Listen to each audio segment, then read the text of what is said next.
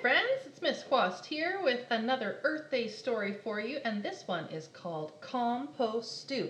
Now this is the kind of cooking that you need to do outside. Don't you dare tell your parents that you need to do this inside. But this is a few special recipes that's going to make something so delicious for the earth and so delicious for your garden.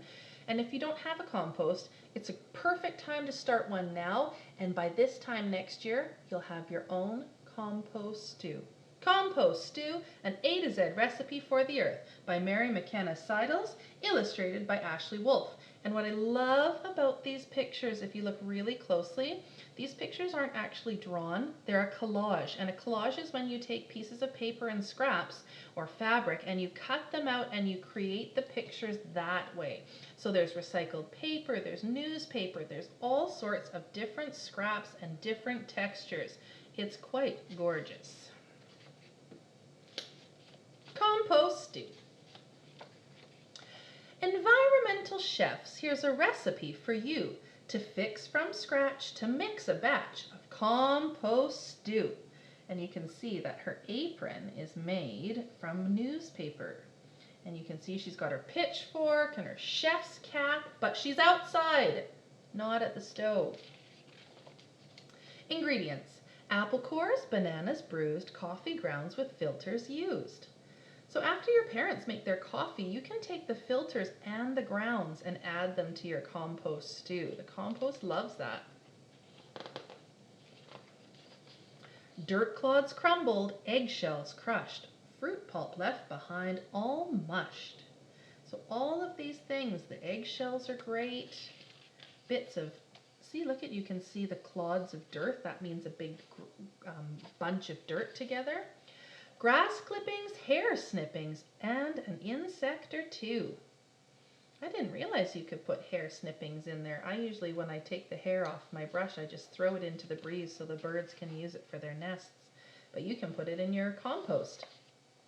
Just add to the pot and let it all rot into compost stew.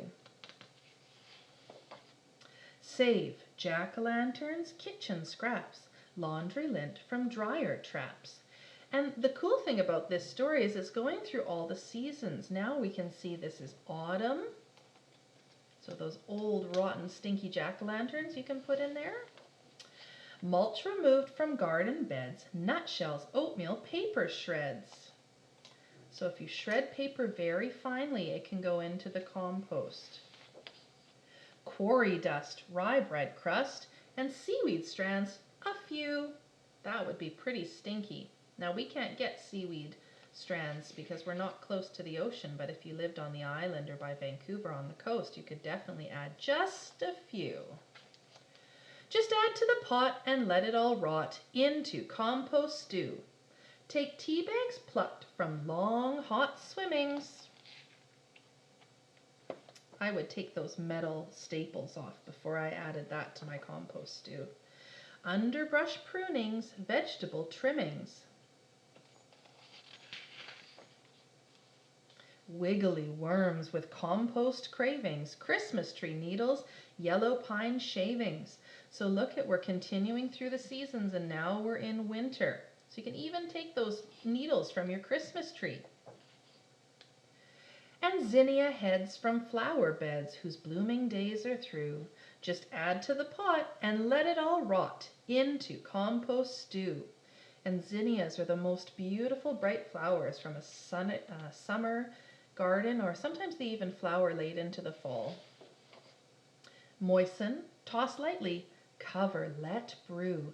And when the cooking is complete, Mother Earth will have a treat. Dark and crumbly, rich and sweet.